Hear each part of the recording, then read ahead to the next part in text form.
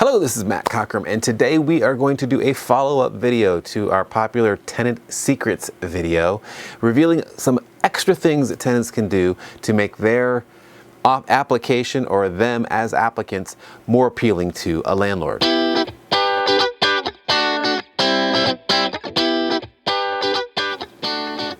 Okay, in our first video, we were talking a lot about your application and what you needed to do in order to make your application as appealing as possible. But let's shift our thinking, put ourselves in the landlord's shoes, and talk just about a few extra things that you can do to make yourself as the applicant more appealing. The good properties, no matter what the market is doing, are always going to be in demand.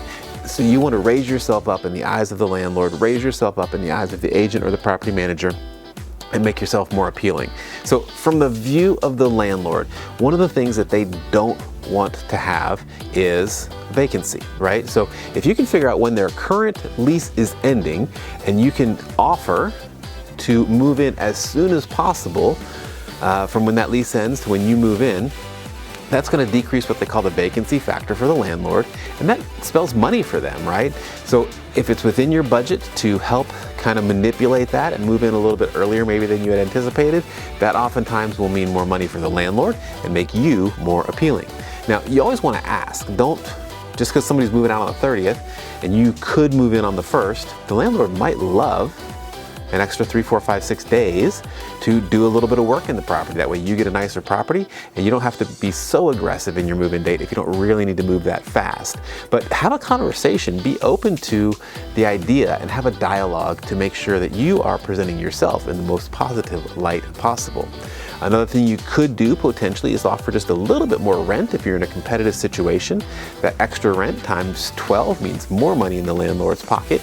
And if it's the difference between you getting a property you love and not love, it might just be worth it. That's only a question that you can answer. Another thing I want you to think about is lease term. So a lot of times people think, oh, 12-month lease. But if it's a property that's renting in, say, November, for instance, and you think you might want a longer than a 12-month lease term, offer a lease that ends in the spring.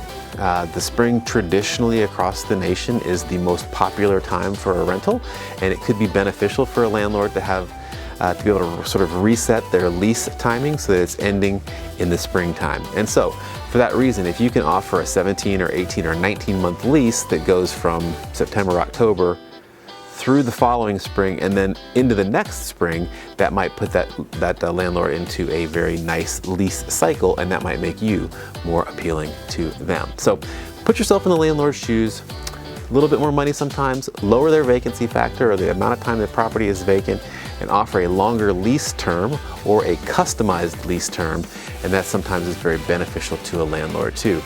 I didn't really mention it yet, but I hinted at it just there. I said go from 12 months and maybe not 24 months, but a lease that ends in the springtime. But a 2-year lease, a 3-year lease, a 4-year lease sometimes is very attractive to a landlord as well.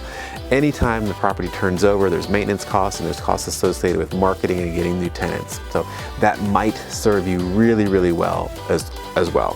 So in summary, reduce your landlord's vacancy factor, try to work with them to get them into a good lease cycle, offer them an extended lease period if it's within your capability, and potentially bump up the rent if that's something that's within your budget and you like the property well enough to justify it to yourself.